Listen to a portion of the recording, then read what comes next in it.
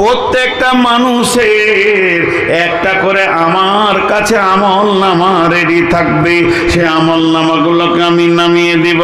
নামিয়ে দেওয়ার পর হাসরবাসীকে বলবো, হাসরবাসী রে,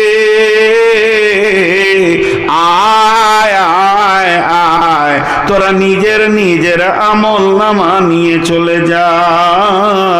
পৃথিবীতে কেমন চলেছিস আর পৃথিবীতে কেমন বলেছিস, পৃথিবীতে কেমন কি করেছিস তা আমি রেডি করে রেখে দিয়েছি। তুই জান্নাতি না তুই জাহান্নামী, তুই ডানে যাবি না তুই বামে যাবি, তুই জান্নাতে যাবি কি আগুনে যাবি, আমার রিজাল্ট ফয়সালা হয়ে গেছে, এটাকে নিয়ে চলে যা। আম্মা জান আয়েশা যখন কাঁদলেন, বিশ্বনবী যখন জিজ্ঞেস করলেন, আয়েশা তুমি কাঁদছো কেন? তা আয়েশা উত্তরে বললেন, যাকারতুন নারা ফাবাকাইতু ইয়া রাসূলুল্লাহ, আমি জাহান্নামের কথা শুনে, জাহান্নামের কথা স্মরণ করে আমি কেঁদে ফেলেছি। তখন নবীজিকে আবার আম্মা জান আয়েশা প্রশ্ন করলেন, হাল তাযকুরুনা আহলিকুম ইয়াউমাল কিয়ামাতি ইয়া রাসূলুল্লাহ, একটা তো কিয়ামতের দিন চলে আসছে, তত্তর করে এমন একটা দিন আমার সামনে দিকে চলে আসছে, যেদিন আপনাকে আমাকে ওই কিয়ামতের মাঠে দাঁড়াতে হবে। সেই দিন হাসার কিছুই থাকবে না, কাঁদার পালা চলবে। মানুষ কাঁদতে কাঁদতে চোখের পানি শেষ হয়ে যাবে, রক্ত বইতে শুরু করবে, রক্ত শেষ হয়ে যাবে, পুঁজ বইতে শুরু করবে, ঘা হয়ে যাবে, পুঁজ বইতে শুরু করবে। বিশ্বনবী বলেছেন, মানুষের এই জায়গাটা এত বড় নহর তৈরি হয়ে যাবে, ওখানে বর্তমানে নৌকাগুলো বাইয়া যাবে, নৌকা চালানো যাবে। এই মানুষটা কাঁদবে, ও দয়ার নবী গো, সেই দিন কি আপনি একবার আমাকে স্মরণ করবেন? বিশ্বনবী উত্তরে বললেন, আয়েশা রে, সালাসাতা মাওয়াতিনা ফালা ইয়াযকুরুনা আহাদুন আহাদান, তিনটে মওকা এমন আসবে কেউ কাউকে মনে রাখতে পারবে না। তার মধ্যে একটা হলো ইন্দাল মিজান, জারি পাল্লাতে যখন নেকি বদি ওজন করা হবে তখন কেউ কাউকে মনে রাখতে পারবে না।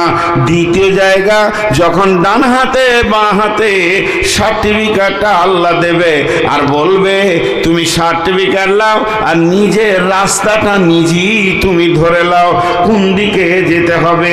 তো আমার আল্লাহ বলছেন, ওই কিয়ামতের দিন এমন ভাবে আমি সার্টিফিকেট দেব, ও ওয়াজিয়াল কিতাব, যখন আমি ওই সার্টিফিকেট দিব তখন ওই লোকটার কাছ থেকে আমি দুটি জিনিস চাইব।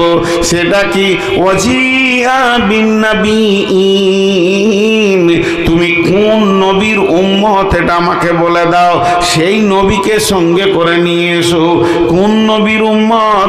আমার প্রতিটি নবীর 10টা সুন্নত ছিল, প্রতিটা নবী আদম থেকে নিয়ে শেষ নবী পর্যন্ত প্রত্যেকটা নবী 10টা সুন্নতের ভিতরে গণ্ডিতে তারা বাঁধা ছিল। এমন একটা নবী দেখাতে পারবেন না যার মুখে দাড়ি ছিল না, এমন একটা নবী দেখাতে পারবেন না যার বগলটাকে আর নাভির নিচেটাকে সাফ করেনি, এমন একটা নবী দেখাতে পারবেন না যার খাতনা হয়নি। অতএব বলো তুমি কোন নবীর উম্মত, সেই নবীর সঙ্গে তোমাকে আমি একবার মিলিয়ে নিব, তোমার নবীকে সঙ্গে করে নিয়ে এসো। ওয়াসুহাদা, তুমি যে পৃথিবীতে আমল করেছো এই আমলের সাক্ষীটাও তুমি সাথে নিয়ে এসো। তখন লোকটা হতাশ হয়ে যাবে।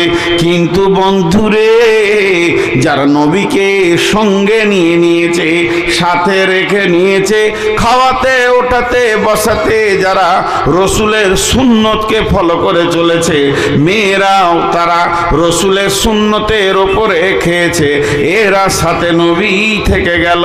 আল্লাহ তাদের বডিতে তাকাবে এবং সুন্নতগুলি ঝলমল করে দেখতে পাবে, আমার এই গোলাম নবীর সুন্নত কোনোটা ছেড়ে দেয়নি। 2 নম্বর হলো সাক্ষী।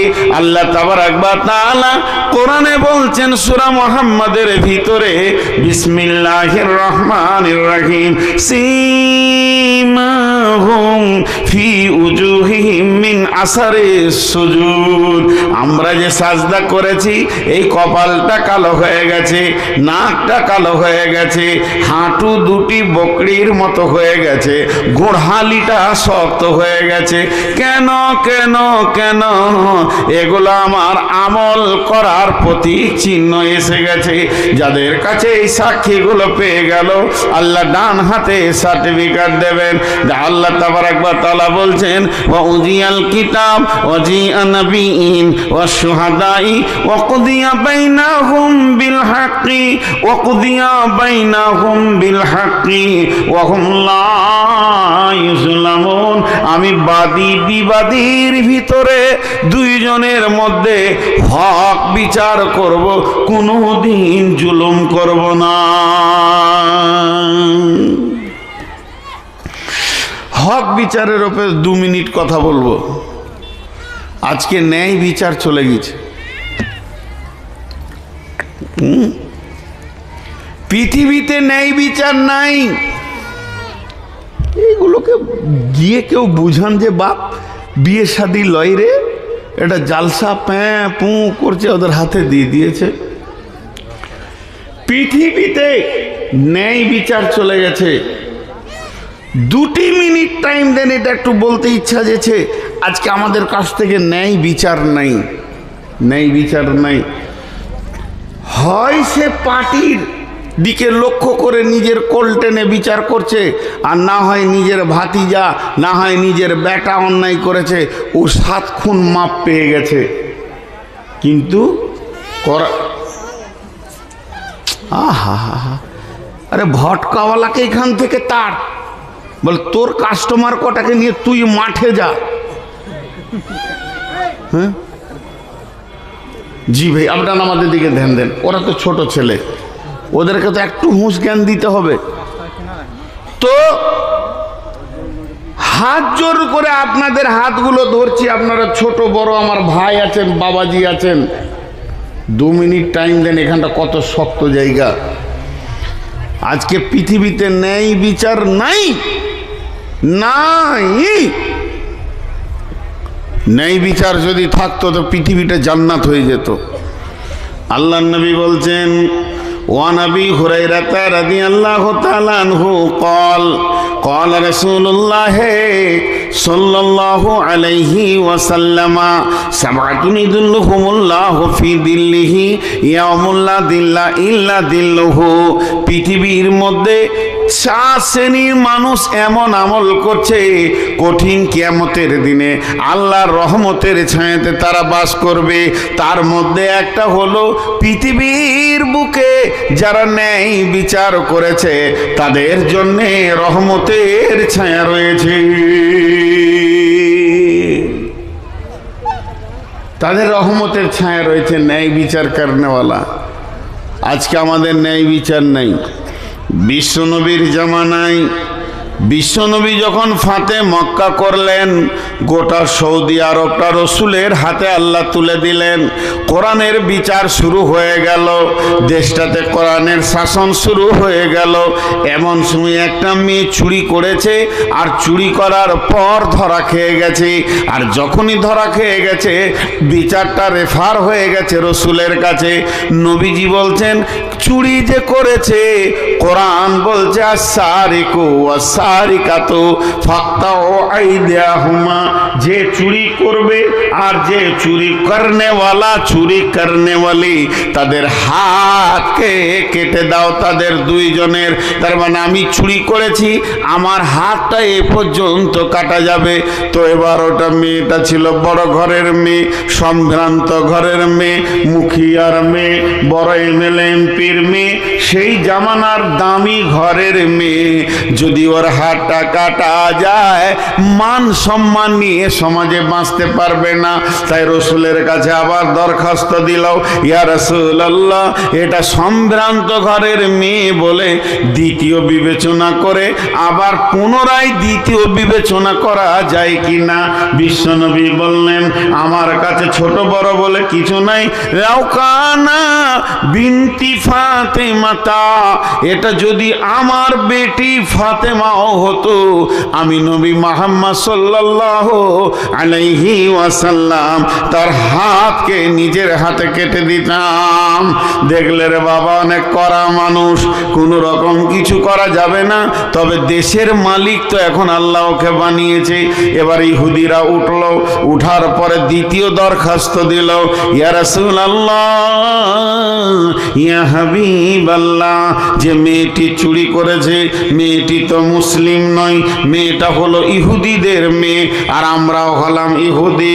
অতএব আমাদের বিচার কোরআন থেকে না করে আমাদের বিচারটা তৌরাত থেকে করে দেন।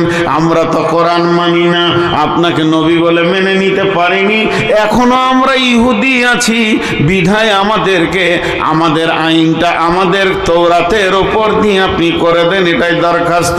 নবীজি বললেন, মঞ্জুর আছি, যাও তোমরা তৌরাত নিয়ে এসো। তৌরাতে চোরের কি শাস্তি আছে ওইটাই আমি নবী মুহাম্মদ সাল্লাল্লাহু আলাইহি সাল্লাম করব, কিন্তু এখানে বিচার হবে ন্যায় বিচার, এখানে কোন রকম কনসিডার চলবে না। এরা দেখলে এবার জানে বাঁচলাম, মেয়েটার হাতটা বাঁচা গেল। তৌরাতের একটা হাফেজকে রেডি করেছে ওরা, তৌরাতের হাফেজ দকে বলছে, তোকে কিছু টাকা দিব হে, মেয়েটার হাতটাকে বাঁচাইতে হবে। বলছে মঞ্জুর, রেডি। কি করতে হবে? বলে যে চোরের শাস্তি আছে তৌরাতে, ওইখানটা তুই যখন পড়বি তখন ওই হাত কাটার জায়গাটাকে টপকে দিবি, খালি বাদ দিয়ে দিবি, কারণ তৌরাতেও হাত কাটার কথা আছে। বাস তাই হলো, বিচার বসে গেল। এবার বলে তৌরাতের পণ্ডিত নিয়ে এসো, তোমাদের পণ্ডিত নিয়ে হবে। ও তৌরাত পড়তে লাগলো, তৌরাত পড়তে পড়তে পড়তে পড়তে হাত কাটার জায়গাটাকে টপকে দিয়েছে রসুলের সামনে। আর যখনই টপকে দিয়েছে, রসুলের পাশে এক সাহাবী বসেছিলেন, ওই সাহাবী তখন বলছে, এই থাম, আবার পর। তখন এই হাফেজের ভয় হয়ে গেছে, রে ইউ তোরা জানে না কি রে?